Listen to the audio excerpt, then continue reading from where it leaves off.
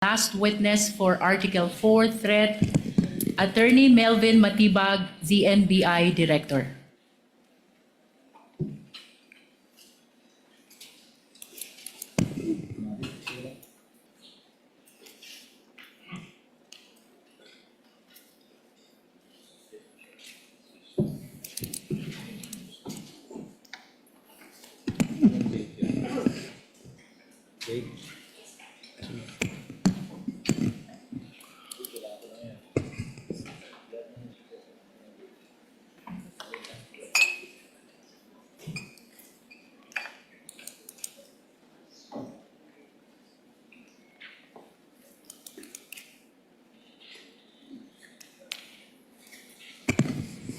Kindly remain standing, Director Matibag. The clerk will kindly administer the oath to the witness. Clerk of court. You, Melvin A. Matibag, do swear that the evidence you shall give in the case now pending between the Philippines and Vice President Cyrus Zimmerman Duterte shall be the truth, the whole truth, and nothing but the truth. So help you God. Yes, sir. Kindly sit down, Director Matibag. Counsel for respondent may do so before the chair makes a ruling on the offer and the comments to the offer. You may proceed, Attorney Binlon.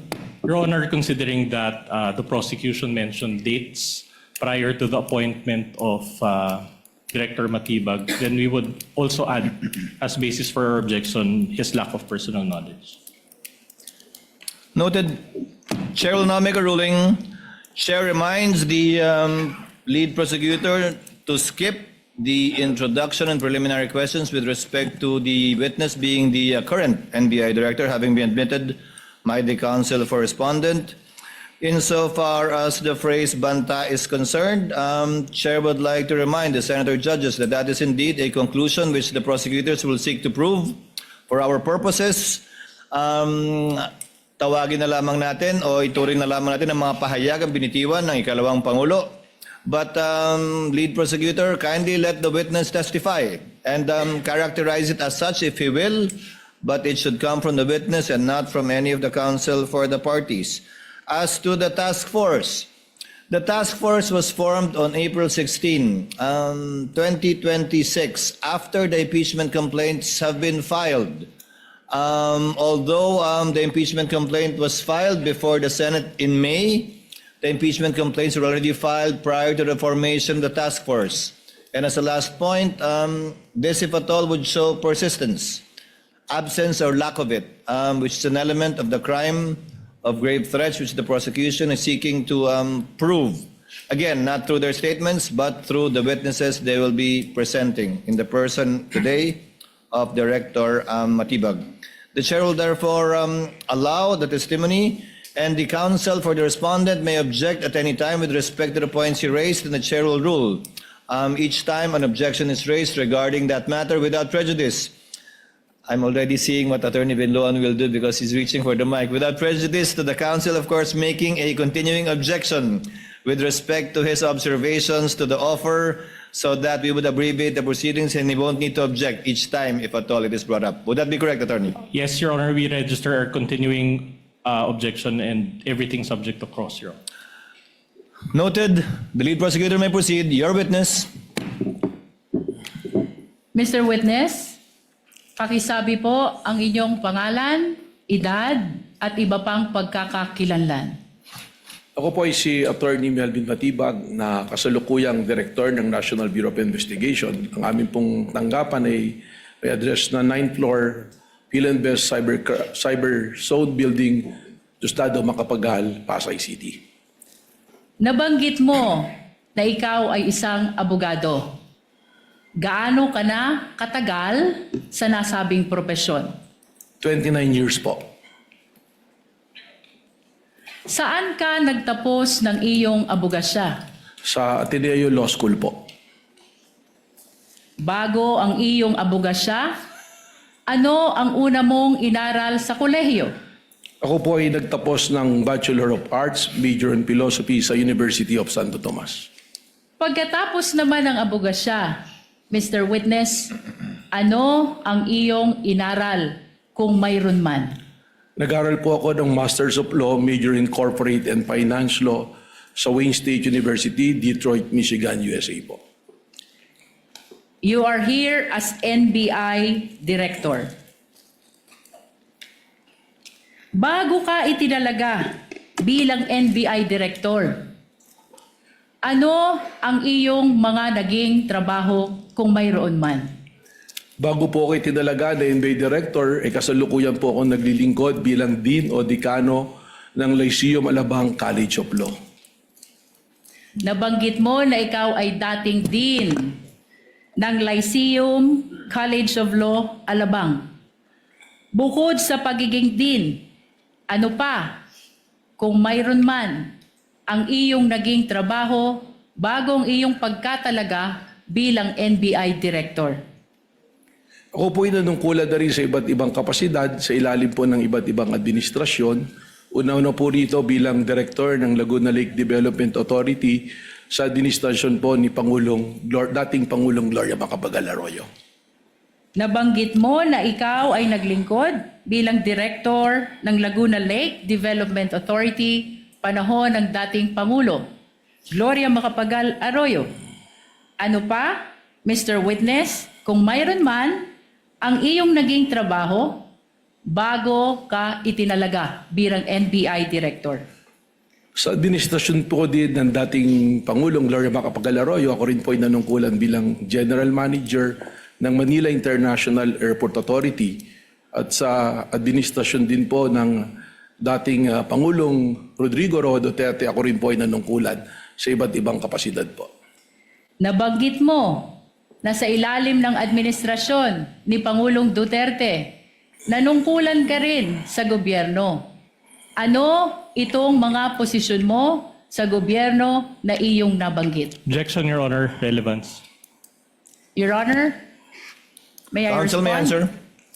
Counsel may respond The rather. prosecution, Your Honor, is establishing the competence of the witness, the qualification as an official of the government. We are establishing, Your Honor, that he is loyal to his duty regardless of the principal he is serving. Wind up with your preliminaries, counsel. Witness may answer. Objection overruled. Thank you, Your Honor. Ako po ay nanungkulan bilang Presidente at CEO ng National Transmission Corporation mula po noong January 2017 hanggang Marso 2022 at pagkatapos doon ako po ay tinalaga bilang Cabinet Secretary po ng dating Pangulong Rodrigo Roa Duterte. Kaugnay pa rin ng iyong pagiging NBI Director. Kailan ka itinalaga sa nasabing posisyon? Ako po ay nai-appoint noong pong February 20 ng kasalukuyang taon po. Mr. Witness, bilang NBI Director, ano ang iyong mga responsibilidad at kapangyarihan kung iyong nalalaman? Objection, Your Honor. We already stipulated on this matters. No need for the Director. Your Honor, Did you stipulate, counsel, as well as with the powers, responsibilities of We're willing to stipulate, Your Honor, as what The the law Director? provides. Your Honor, regardless of the position of the defense to stipulate on the fact pertaining to the powers and responsibilities of the NBI Director, it is the position of the prosecution that since this is a constitutional process, mahalaga po na marinig ng ating mga iginagalang na senator judges, ganun din ng mga kababayang nanonood kung ano talaga ang responsibilidad at kapangyarihan ng isang NBI Director. Understood, counsel, but it has been stipulated already by counsel for the respondent. So kindly go straight to the matter at the soonest possible time. You're on a short leash with respect to the preliminaries on the qualifications of the witness. Kindly proceed, ma'am. Mr. Witness, ano ang iyong mga kapangyarihan at responsibilidad kung iyong nalalaman? Ang kasama po dito sa aking mga responsibilidad, ang una-una na po, we are the primary investigating authority ng ating pong bansa. Kung kaya po, ito po ay aming mandato na mag-imbestiga sa anumang usapin o mga maaring krimen na pumapasok sa amin.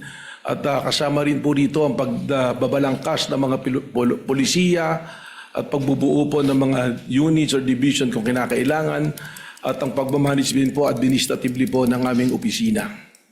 Sa mga kapangyarihan at responsibilidad na iyong binanggit, ano ang araw-araw mong ginagampanan kung mayroon man at kung iyong nalalaman? Ang araw-araw pong pagbabantay at pakikipag-ugnayan sa aming mga ahente dahil po sa araw-araw namin pag-iimbestiga ng iba't iba pong usapin na pumapasok po sa aming ahensya. Kaugnay pa rin ng mga binanggit mong kapangyarihan at responsibilidad, ano ang pinakamabigat mo na responsibilidad bilang NBI Director kung iyong nalalaman? Objection, Your Honor. Calls for an opinion. Witness may answer. I think witness is competent enough to answer that question. Thank you, Mr. Presiding Officer. Ang akin pong, hindi lamang po bilang primary investigating agency, kundi ang amin pong primerong ginagawa ay ang pagbabantay para po sa ating mga taong bayan at bantayan din po ng ating konstitusyon ay maipatupad at siguraduhin na hindi po nagkakaroon ng kaguluhan at ligalig para ito po ay puksain, habulin at amin pong kung kinakailangan ay kasuhan ang mga taong lumalabag po sa amin pong mandatong binabantayan. Chair would like to remind the lead prosecutor to go into the meat of our direct examination already. I think we've heard enough of the preliminaries insofar as Director Matibag is concerned. Kindly May we proceed, Your ma'am. Honor. Mr. Witness, naririto ka upang tumistigo sa impeachment trial na ito. Ano ang pagkakakilanlan ng respondent sa impeachment trial na ito kung iyong nalalaman? Malinaw naman po na ang nasasakdal po sa impeachment trial na ito ay ang ating pong Vice Presidente na si Vice President Sara Duterte. Bukod sa ang respondent ay ang Vice Presidente, ano pa kung mayroon man ang pagkakakilanlan ng respondent sa impeachment trial na ito? Base po sa aking mandato bilang direktor nang ako po ay pumasok sa aming opisina, lahat po ng mga kasong nakabinbin at mga amin na naipasok sa Department of Justice ay aking pong niribisa at tiningnan upang akin po itong masubaybayan. At isa po sa mga kasong aking nakita rito, ang respondent po rito ay ang ating pong Vice Presidente kung saan po siya ay kinasuhan ng aming Cybercrime Division ng grave threat at inciting to sedition na kasalukuyan po ngayong nakabinbin sa Department of Justice. Nabanggit mo na ang respondent ay may kasong grave threat at inciting to sedition sa DOJ. Mr. Witness, ano pa kung mayroon man ang pagkakakilanlan ng respondent sa impeachment trial na ito? Ang ating pong Vice Presidente kasalukuyang ating pong subject sa ating continuing investigation dun po sa pagbabanta at plano na pagpatay po sa ating Pangulo, sa First Lady at sa dati pong Speaker of the House. Mr. Witness, may binanggit ka na continuing investigation ng NBI. Kung mayroon man kaugnay ng ongoing investigation ng NBI na iyong binanggit. Tayo po ay nagtatag ng tinatawag ko ni Special Task Force po sa pamamagitan ng pag-create po ng isang administrative order kung saan bumalangkas po tayo ng mga miyembro ng aming pong opisina para sila po ang magtuloy ng investigasyon na ito at mag-monitor po na mga kailangang gawin. Kaugnay pa rin ng binanggit mong Special Task Force. Ano ang kahalagahan nito sa investigasyon na ginagawa ng National Bureau of Investigation? Napakahalaga po para sa amin sapagkat from our law enforcement perspective, ang ginawa pong banta ng Vice Presidente ay tinatrato na namin hindi banta kundi isang plano para po sa pagpatay sa ating Pangulo. And that is a threat to the President which we consider also na threat po sa ating national security. Mr. Witness, anong katunayan mayroon ka? Kaugnay ng iyong binanggit na binuong Special Task Force upang mag-imbestiga sa lahat ng banta sa buhay ng Presidente kasama na ang pagbabanta ng Vice Presidente.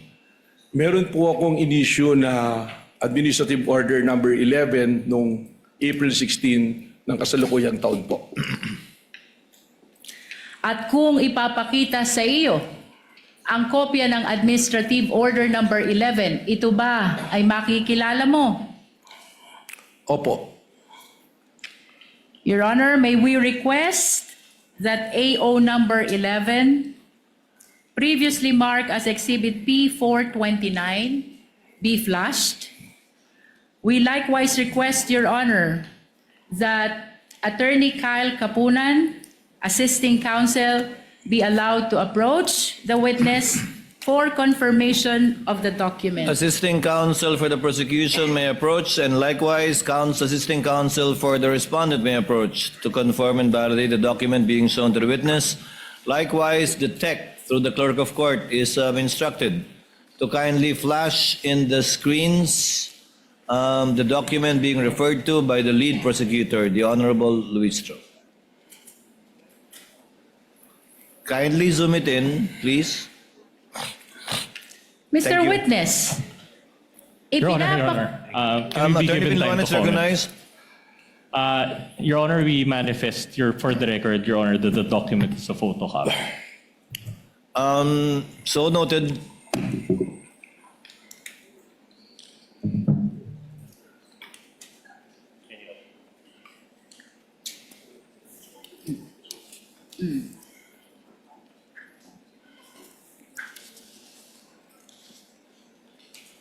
Thus, the lead prosecutor confirmed the observation of the counsel for respondents while we are awaiting, the respondent rather, Your Honor, while we are waiting for their review of the document. Your Honor, after the confirmation of the document, the prosecution will be requesting for the transfer of marking to a certified true copy, Your Honor. At a later time. Yes, Your Honor. Noted. Counsel may proceed when she's ready. Mr. Witness, ipinapakita sa iyo ngayon, may we request the assisting counsel to please show the document to the witness? Attorney Kapunan, kindly. Mr. Witness, ipinapakita sa iyo ngayon ang isang dokumento na may pamagat na Administrative Order Number 11. Ano ang kaugnayan nito sa binanggit mo kanina na Administrative Order Number 11 na kung saan nabuo ang Special Task Force? Ito po yung aking dokumentong binabanggit. Sa pangalawang pahina ng Administrative Order Number 11, makikita ang isang lagda sa taas ng pangalang Attorney Melvin Matibag. Kaninong lagda ito, Mr. Witness? Sa akin po. Your Honor, may we manifest that AO number 11 has been previously marked as Exhibit P429, and we just want to place on record the request for the transfer of marking at a later time to the certified true copy, Your Honor. Noted. Kaugnay pa rin ng Administrative Order Number 11, Mr. Witness. Ano ang komposisyon ng Special Task Force kung iyong nalalaman?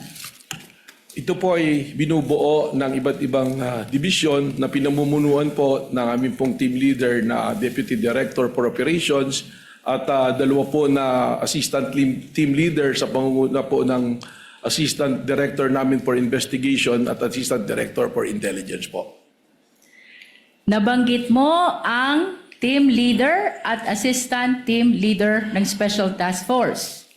Sino naman ang mga miyembro ng Special Task Force kung iyong nalalaman? Your Honor, hindi po sino, kundi ito po ay mga grupo, specific units po. Isa na po rito ang National Capital Region Division namin, ang Cybercrime Division po namin, ang aming pong OCTD, Organized Crime, Transnational Crime Division, ang TID po at ang CFD. Mr. Witness, nabanggit mo ang National Capital Region Division. Ano ang dahilan at isinama ang National Capital Region Division sa miyembro ng Special Task Force kung iyong nalalaman?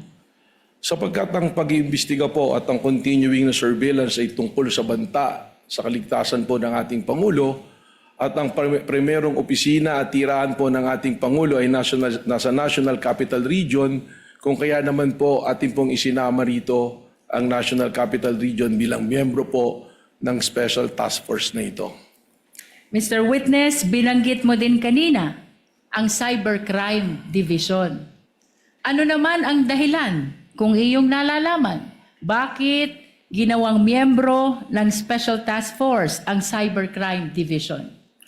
Ang Cybercrime Division po ay kasama dito sa task force na ito sapagkat marami po ngayon na nabanta na pumapasok po sa ating Pangulo sa pamamagitan po paggamit ng social media platform at ang CCD po, sila po yung may karanasan at kaalaman po na sapat para bantayan po ang mga bantang papasok dito sa pang-araw-araw po. Mr. Witness, binanggit mo din ang Organized Transnational Crime Division. Ano naman ang dahilan at isinama ito sa Special Task Force kung mayroon man? Hindi naman po lingid sa atin na ang ating Pangulo ay may mga pagkakataon na lumalabas ng ating bansa at nagbabiyahe na kung saan ay ating pa rin pong tungkulin na bantayan ang kanyang seguridad kahit siya ay nasa labas ng ating bansa. At ang ating pong Organized Transnational Crime Division, sila po yung merong ugnayan sa ating pong mga counterparts sa iba't ibang bansa upang ating pong maisiguro ang kaligtasan po ng ating pong Pangulo habang siya ay nasa labas ng ating bansa. Mr. Witness, kasama sa iyong binanggit ang Technical Intelligence Division. Ano naman ang dahilan at kasama ito sa miyembro ng STF kung mayroon man? Napaka-importante po ng role ng TID, ng Technical Intelligence Division, sapagkat ang mga banta po na katulad ng pumapasok po sa ating Pangulo ay nangangailangan po ng masusi at malawak na intelligence network. At ang TID po natin, sila po ang may karapatan dito at nagpuproseso ng mga ganito pong gawain. Bilang huli, Mr. Witness, binanggit mo din ang Digital Forensic Laboratory Division. Ano naman ang dahilan at isinama ito sa miyembro ng Special Task Force? Importante po ang kanilang role dito sa task force na ito sapagkat lahat po ng mga ebidensya na ating makakalap, lalong-lalo na nakailangan pong idaan sa forensics o pagsusuri na technical, sila po ang dibisyon na maaari pong gumawa ng pagsusuri na ito. Maraming salamat.